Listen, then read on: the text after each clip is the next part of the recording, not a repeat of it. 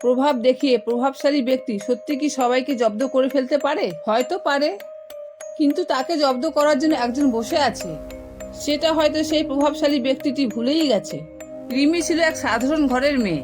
ছোটবেলার থেকে সে স্বপ্ন দেখত এক সংসার করবে ভালোবাসা দিয়ে গড়া একটি ঘরে। কিন্তু ভাগ্যের কি পরিহাস, তার বিয়ে হয় এক প্রভাবশালী পরিবারের ছেলের সঙ্গে। সেই পরিবারে শুধু টাকাই বড়, মনুষ্যত্ব নয়। বিয়ের পর থেকে শুরু হয় পণ্যের দাবিতে শারীরিক ও মানসিক নির্যাতন। প্রতিদিন মা বাবার কাছ থেকে টাকার জন্য চাপ দেওয়া হতো। রিমির চোখের জল কেউ দেখতো না, কারণ তার শ্বশুরবাড়ির লোকেরা ছিল অত্যন্ত প্রভাবশালী।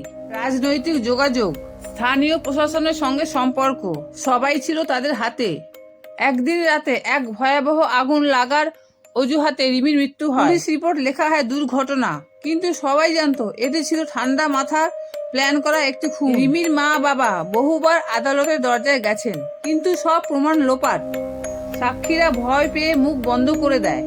কিন্তু ভগবান তো দেখছেন। তিনি চুপ থাকেন ঠিকই, কিন্তু তার বিচারের সময় এলে হয় ভয়ঙ্কর। মাত্র কয়েক মাসের মধ্যে সেই পরিবার এক ভয়ানক দুর্ঘটনার শিকার হয়। একদিন গাড়ি করে যাওয়ার সময় গোটা পরিবার একটি ট্রাক দুর্ঘটনায় প্রাণ হারায়। যে গাড়িটা চালাচ্ছিল সে ছিল মাতাল।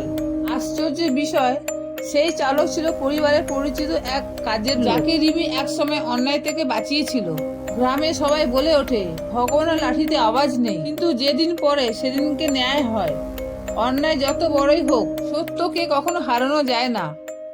ভগবানের বিচার হয়তো সময় নেয়, কিন্তু অব্যর্থ। এই গল্পটি আপনাদের কেমন লেগেছে অবশ্যই কমেন্টে জানাবেন। ধন্যবাদ।